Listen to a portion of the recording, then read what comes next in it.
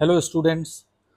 आज हम लोग मैथमेटिक्स का क्लास 12th का जो सैम्पल पेपर सीबीएसई ने रिलीज़ किया है उसका क्वेश्चन को हम लोग सॉल्व करने चल रहे हैं। और इसका सेक्शन ए जो कि मल्टीपल चॉइस क्वेश्चन है, इन क्वेश्चंस को हम लोग डिटेल्ड एनालिसिस करेंगे। तो आप वन बाय वन क्वेश्चंस को देखते जाइए। फर्स्ट क्वेश्चन क्या कहता है? फर्स्ट क्वेश्चन में अगर आप क्लियरली देखिए तो ये इस फंक्स फिगर के हिसाब से बच्चों देखो तो इसकी डोमेन -1/2 टू +1/2 है। आपको मालूम है, और ये फिगरली ग्राफ क्लियरली कह रहा है कि it is of sine inverse x का ग्राफ। लेकिन साइन इनवर्स एक्स में एक्स की डोमेन बच्चों क्या होती है? -1 से +1। लेकिन यहाँ पे डोमेन है -1/2 टू +1/2। तो अगर मान लीजिए कि साइन इनवर्स लेमडा एक्स है, लेमडा भी मैं कोई वैल्यू ले लूं, तो लेमडा एक्स की वैल्यू बच्चों कहां से कहां तक जाएगी? -1 टू +1। लेमडा पॉजिटिव नंबर मैं ले रहा हूं, तो एक्स की लिमिट कहां से कहां तक जाएगी? -1 upon lambda two 1 upon lambda, अगर मैं डिवाइड करता हूं। अब फिगर में चूंकि है -1/2 टू +1/2, तो ऑब्वियसली क्लियरली लेमडा की वैल्यू 2 होनी चाहिए। तो ये ग्राफ किसका होगा? साइन इनवर्स 2x का। So option B is correct. अब इसी में अगर आप देखें तो अब उनको दे रहा है, नेक्स्ट इसी का क्वेश्चन है कि -1/3 टू +1/3 डोमेन है। अब अगर डोमेन -1/3 टू +1/3 है तो आपको क्लियरली दिख रहा होगा कि लेमडा की वैल्यू 3 होनी चाहिए। अगर लेमडा की वैल्यू 3 है तो ऑब्वियसली वो cos इनवर्स 3x होगा। तो इसका ऑप्शन सी करेक्ट होगा। नेक्स्ट क्वेश्चन देखते हैं। क्वेश्चन है, तीन मैट्रिसेस दी गई हैं ए, और उसके ऑर्डर्स दिए गए हैं। एक ऑर्डर है m×4। आपको मालूम है कि अगर m×n लिखा होता है तो m नंबर ऑफ रोज होते हैं और n नंबर ऑफ कॉलम्स होते हैं। और बी मैट्रिक्स है, दैट इज n×3 की। अब वो कह रहा है कि ए बी मैट्रिक्स डिफाइंड है। तो ए बी मैट्रिक्स का मल्टीप्लीकेशन बच्चों कब डिफाइंड होता है? हमेशा याद रखिए कि फर्स्ट मैट्रिक्स जो होती है उसका नंबर ऑफ कॉलम और सेकंड मैट्रिक्स के नंबर ऑफ रोज इक्वल होते हैं। तो अगर ए का ऑर्डर है m×4 और बी मैट्रिक्स का ऑर्डर है n×3, तो ये तभी पॉसिबल होगा जब n की वैल्यू 4 हो सकती है। तो ए बी मैट्रिक्स पॉसिबल कब होगा? जब आपका n की वैल्यू 4 हो जाएगी। और साथ ही साथ कह रहा है कि ये एक स्क्वायर मैट्रिक्स बनेगी। तो ए बी मैट्रिक्स का जो ऑर्डर होगा बच्चों वो होगा m×3 का, m×3 का ऑर्डर होगा। तो क्लियरली चूंकि ए बी एक स्क्वायर मैट्रिक्स बनेगी तो m की वैल्यू 3 होनी चाहिए। तो n की वैल्यू 4 होगी, m की वैल्यू 3 होगी। साथ ही साथ वो आपसे कह रहा है कि मैट्रिक्स AC भी डिफाइंड है। अब AC पे देख लेते हैं। तो A आपका क्या है? m×4, और C अगर आप देखें तो p×q है। तो क्लियरली m का दिस 4 और C का p दोनों इक्वल होंगे, तो p must have to be 4। और AC मैट्रिक्स का बच्चों ऑर्डर क्या आ जाएगा? तो AC मैट्रिक्स का ऑर्डर होगा m×q का। और जो कि ये एक स्क्वायर मैट्रिक्स बनेगी और m ऑलरेडी 3 है तो q को भी 3 होना पड़ेगा। तो अब हम लोग ऑप्शन चेक करते हैं। तो ऑप्शन में m और q दोनों 3 हैं and n and p both are 4। तो option A is correct. Now come to the question number 3। Question number 3 कहता है, if the matrix A is a skew symmetric matrix. अब बच्चों देखिए, स्क्यू सिमेट्रिक मैट्रिक्स की सबसे इंपॉर्टेंट क्वालिटी क्या होती है कि उसका जो लीडिंग डायगोनल एलिमेंट होते हैं वो हमेशा जीरो होंगे। तो यहां से क्लियरली है कि p की वैल्यू जीरो होगी। साथ ही साथ अब कहना चाहिए कि जैसे कि r है और ये 3 है, तो ये दोनों आपस में निगेटिव साइन के इक्वल होने चाहिए। तो r की वैल्यू बच्चों क्या हो जाएगी? -3। अब यहाँ पे q है, दिस q, और यहाँ पे है -2। तो q को वैल्यू कितनी होनी चाहिए? 2 होनी चाहिए। एंड सिमिलरली t की वैल्यू अगर आप देखें, क्योंकि यहाँ पे -4 है तो t की वैल्यू +4 होनी चाहिए। तो अब आपसे पूछा गया है q प्लस टी। तो q प्लस टी बच्चों देखिए 6 हो जाएगा। p plus R, p plus R is -3। तो 6 upon -3 that comes out to be -2। So option A is correct. Next question है, if a is a square matrix of order 4 and mod a is equal to 27, modulus of a is 27, then a adjoint a की value कितनी होगी? तो अब अगर आप देखें,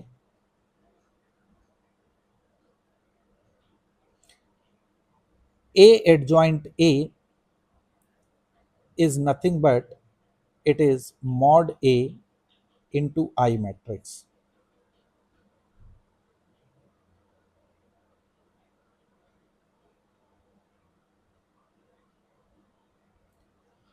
and adjoint of mod of adjoint ए की वैल्यू बच्चों दे रखी है, ऑर्डर है 4 और mod of adjoint A given है 27।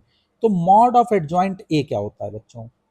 Mod of adjoint A is nothing but it is mod A की पावर n माइनस वन।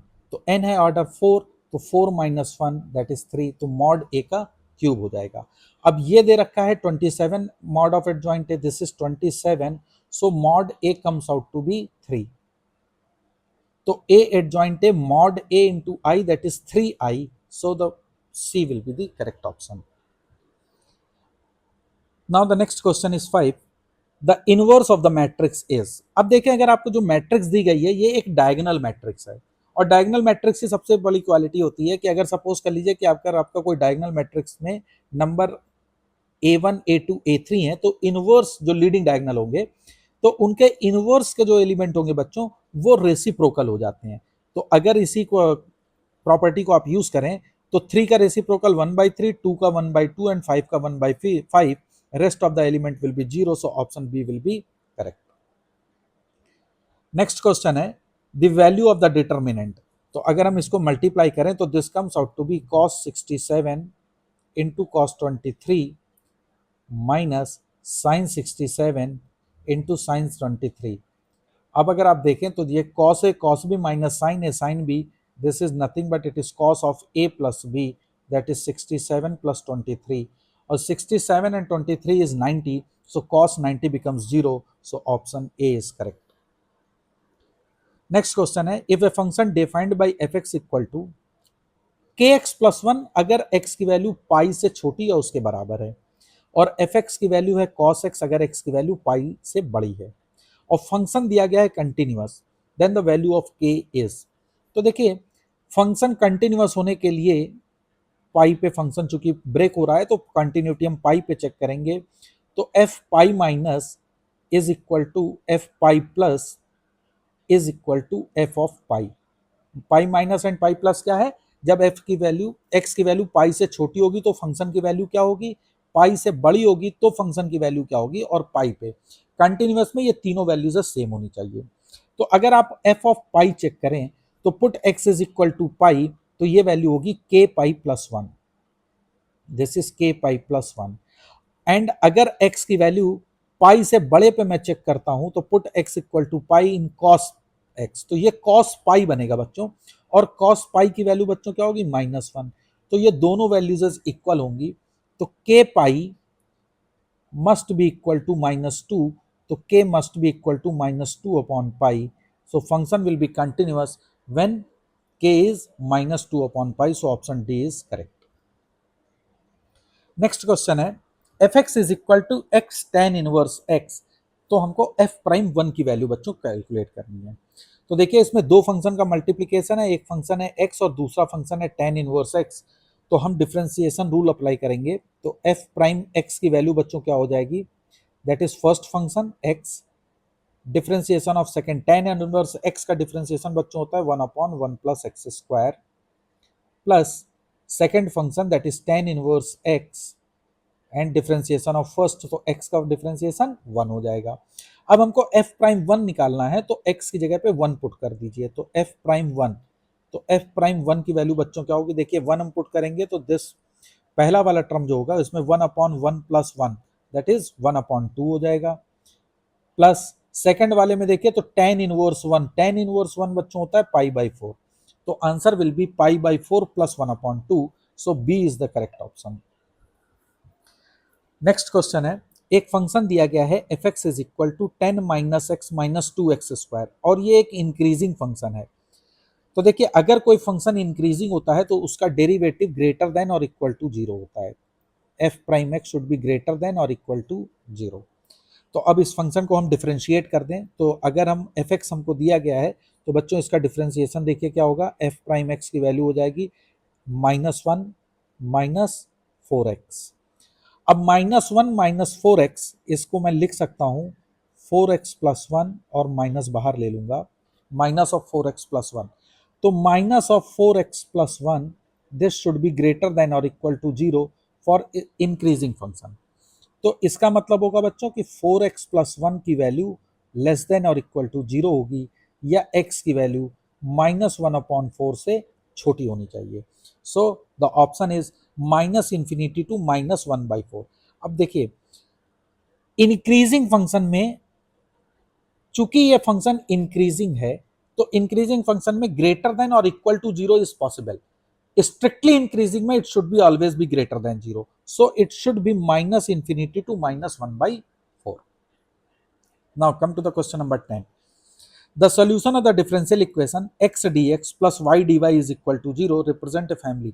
तो अगर आप देखिए x dx plus y dy इसको मैं अगर इंटीग्रेट करूं तो this will give you x square upon 2 plus y square upon 2 is equal to some constant. तो ये आपको क्लियरली दिख रहा है कि it is x square plus y square is equal to 2 times c, जो कि एक सर्किल की इक्वेशन को रिप्रेजेंट कर रहा। So option C is a correct option. Now come to the next problem. Question दिया गया है f of A plus B minus x is equal to f of x, then a to b x time F x D x की वैल्यू क्या होगी। तो अब अगर इसमें बच्चों हम प्रॉपर्टी यूज करें तो इसको मैं लिख सकता हूं I is equal to a to b a plus B minus x, x की जगह पे मैं दोनों का सम करके लिमिट को निगेटिव कर रहा हूँ, सब्ट्रैक्ट कर रहा हूँ एक्स को। तो this is a plus B minus x D x. तो ये आई की वैल्यू अगर आप बच्चों देखें तो this I is nothing but A to B. अब F of A plus B minus X की वैल्यू चूंकि एफ ऑफ एक्स के बराबर दी गई है तो ये हो जाएगा A plus B minus X time F x D X. Okay, so I will be, अब अगर इसको आप गौर से देखिए तो ये ए से b, a plus b times f x D x minus integral a to b x time F x D x है। अब ये x time F x D x a to b ये फिर से i है, जिसको हम इस साइड ले आएंगे तो ये हो जाएगा 2i। So 2i will be, अब देखिए इस वाले में a प्लस बी बाहर आ जाएगा, तो क्योंकि ये कांस्टेंट है तो a plus b integral a to b f x D x. So i की वैल्यू बच्चों क्या हो जाएगी a plus b upon two a to b f x D x. तो a plus b upon two a to b f x D x, option D is correct. So D is the correct option. Now come to question number 12. Question number 12 है integration x cube sign की power 4 x की power 4 cos की power cos x की power 4 dx। तो इसमें clearly दिख रहा है कि अगर मैं एक्स की पावर 4 इनफैक्ट साइन एक्स की पावर 4 को टी पुट कर दूं तो देखिए बच्चों ये क्या बनेगा, डिफ्रेंशिएट कर दीजिए कॉस एक्स की पावर 4, एक्स की पावर 4 का होगा 4x cube d x is equal to d t. तो आप देखिए एक्स क्यूब कॉस एक्स की पावर 4, ये x cube and cos x की पावर 4 डी एक्स, इसकी वैल्यू डी टी अपॉन 4 हो जाएगी। तो मेरा इंटीग्रल हो जाएगा इंटीग्रेशन, अब साइन एक्स की पावर 4 को बच्चों तुमने टी लिया है तो ये क्या हो जाएगा टी की power 4। So this is T की पावर 4 डी टी अपॉन 4, ये वाला 4 आ जाएगा तो 1/4। तो 1/4 टी की पावर 4, इसको इंटीग्रेट करेंगे तो ये आ जाएगा 1/20 टी की power 5। And what is T की पावर 5? इट इज साइन की पावर 5 एक्स की power 4 d x plus a constant x. अब देखिए आपसे पूछा गया है इज ए टाइम्स समथिंग, तो अगर हम देखें तो ए की वैल्यू कितनी आ रही बच्चों 1/20। So B is the correct option. Now the next question is a bird flies through a distance in a straight line given by the vector. अब मान लीजिए ये कोई एक वेक्टर ए से वेक्टर रिप्रेजेंट हो रहा, that is i plus 2j plus के, और कह रहा एक मैन है जो besides along the straight metro rail track के अलोंग है, और वो वेक्टर आर जो एक लाइन को रिप्रेजेंट कर रहा, वो बच्चों देखिए क्या होगी 3i माइनस जे प्लस लेमडा टाइम्स क्या हो जाएगा बच्चों, आई प्लस 2j प्लस 3k, ये हो जाएगा। तो ये अलोंग द मेट्रो ट्रैक क्या हो जाएगा, ये पैरेलल टू बी वेक्टर हो जाएगा। अब वो कह रहा है कि projected length of its flight on the metro track, तो बेसिकली इस लाइन का जो पॉइंट है, इस पॉइंट का अलोंग द वेक्टर बी हमको प्रोजेक्शन निकालना है। तो वो बच्चों क्या हो जाएगा, projection A dot B unit vector. तो बी का यूनिट वेक्टर क्या होगा, बी का मॉड्यूलस अगर आप चेक करें तो 9 प्लस 4 प्लस 1 दैट इज 14, तो अंडर रूट 14 होगा। अब तो ये हो जाएगा A dot B upon under root 14। अब ए डॉट बी अगर आप चेक करें तो दिस इज 1 प्लस 2 दूनी 4, 4 और 1 5, और 3 इंटू 1 दैट इज 3, तो 5 plus 3 that is 8। A dot B आप आराम से निकाल लेंगे, तो दिस इज 8, तो ए डॉट बी इज 8, तो 8 upon under root 14 unit will be your correct answer. तो ऑप्शन सी इज करेक्ट।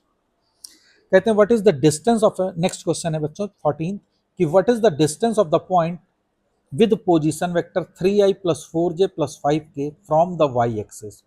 अब देखिए, जब भी अगर आपको किसी भी एक्स या वाई एक्सिस से डिस्टेंस को कैलकुलेट करनी होती है, तो हमेशा उसके वाई वाले को कोऑर्डिनेट को आप जीरो कर दीजिए, और जो रेस्ट ऑफ द एलिमेंट बनेंगे जैसे 3i प्लस 5k उसका मॉड ले लीजिए।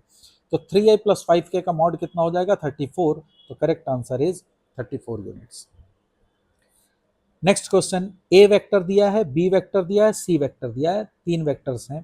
कहता है 2a dot I into I minus B dot J J plus C dot K into K is same as the vector. तो सबसे पहले तो आप 2a डॉट आई, तो 2a के डॉट आई बच्चों अगर आप देखें तो 2a हो जाएगा 6i, और उसमें आई का डॉट प्रोडक्ट करोगे तो वो हो जाएगा 6, तो ये वैल्यू हो जाएगी 6i minus B dot J, B का जे के साथ अगर हम डॉट प्रोडक्ट करेंगे तो वो बच्चों क्या मिलेगा 1, तो ये हो जाएगा जे। सी डॉट के, सी का के साथ डॉट प्रोडक्ट करोगे बच्चों तो आएगा 2, तो दिस इज प्लस 2k, तो ये वैल्यू आ रही है 6i माइनस जे प्लस 2k। अब वो कहते हैं कि ये वैल्यू किसके बराबर होगी, तो 6i माइनस जे प्लस 2k, ये ए के बराबर तो है नहीं, तो ये ऑप्शन करेक्ट नहीं होगा। बी प्लस सी, तो बी प्लस सी को बच्चों चेक कर लीजिए, तो बी प्लस सी में आपका आ जाएगा 7i, हमको चाहिए 6i, तो ये भी ऑप्शन करेक्ट नहीं होगा। ए माइनस बी वेक्टर, तो ए माइनस बी वेक्टर को अगर आप देखते हैं, ए माइनस बी, तो वेक्टर कितना हो जाएगा, that is 2i, okay, this is 2i, 2j minus J that is plus j, and 4k minus 3k that is plus 7k, तो ये इसके पैरेलल वेक्टर में नहीं होगा, तो ये ऑप्शन करेक्ट नहीं होगा। सी आई 6i माइनस जे प्लस 2k जो कि ऑलरेडी ये गिवन है, तो C will be your correct option. तो इसमें आपको D, sorry D is the correct option, the value उसकी बेटा सी हो जाएगी। Now the next question is the feasible region of a linear programming problem is bounded out the objective function attains its minimum value at more than one point, one of the point is 5,0। तो देखो बच्चों 5,0 पे इसकी already minimum value defined हो चुकी है, तो rest हमको मालूम है कि किसी भी शेडेड रीजन के कॉर्नर पॉइंट्स पे ही मिनिमम वैल्यू या मैक्सिमम वैल्यू अटेन करते हैं, हम लोग हमेशा चेक करते हैं। तो 5,0, एक कॉर्नर पॉइंट आपका फिगर के हिसाब से 10,0 है, एक 5,0 है जो ऑलरेडी मैंशनड है, एक आपका 0,15 है। अब ऑप्शंस में अगर आप देखें तो ऑप्शंस में आपको दिया गया है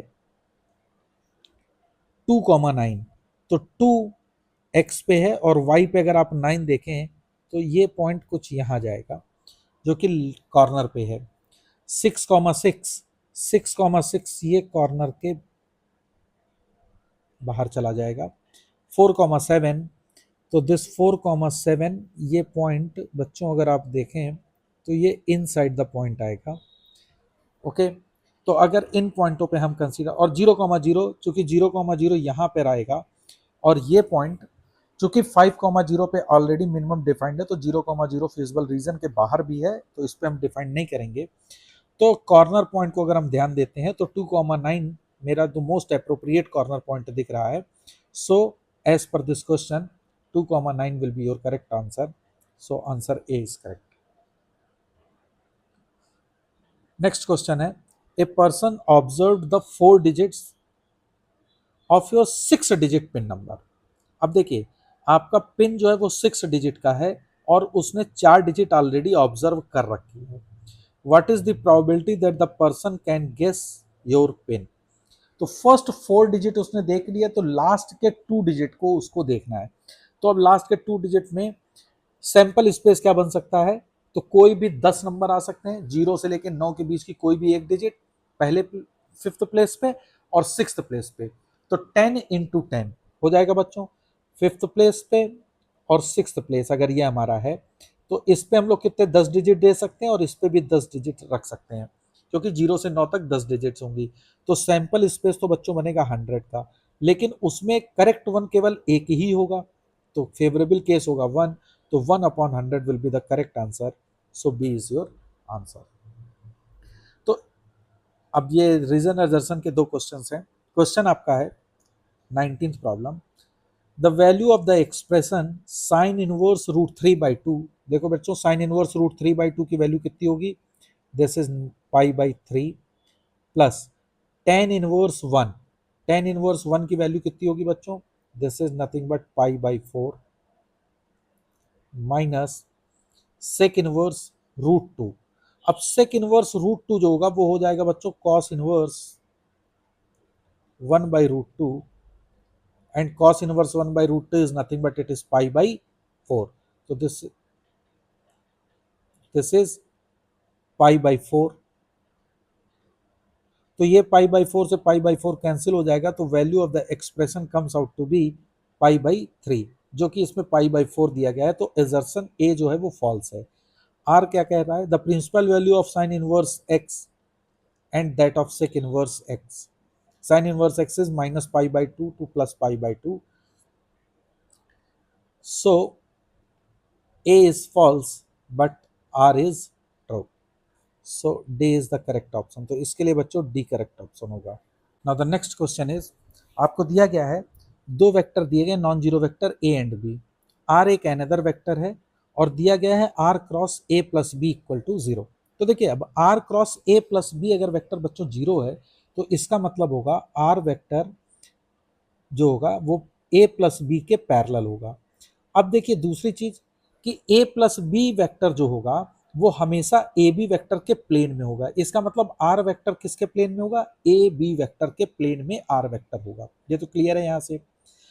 अब कह रहा है कि R is perpendicular to A cross B. Obviously A cross B क्या होता है, ए क्रॉस बी वो वेक्टर होता है जो ए बी के प्लेन के परपेंडिकुलर होगा। तो और आर वेक्टर क्या है, वो ए बी के प्लेन में है। तो क्वाइट ऑब्वियस सी बात है, आर जो होगा वो ए क्रॉस बी के परपेंडिकुलर होगा। तो स्टेटमेंट ए इज करेक्ट। अब कहता है द वेक्टर, रीजन उसका है the vector A plus B is perpendicular to the plane of A and B. No, A plus B is in the plane of A and B. So ये correct explanation नहीं है, ये false statement है। So A is true but R is false, so इसका correct option बच्चों सी होगा।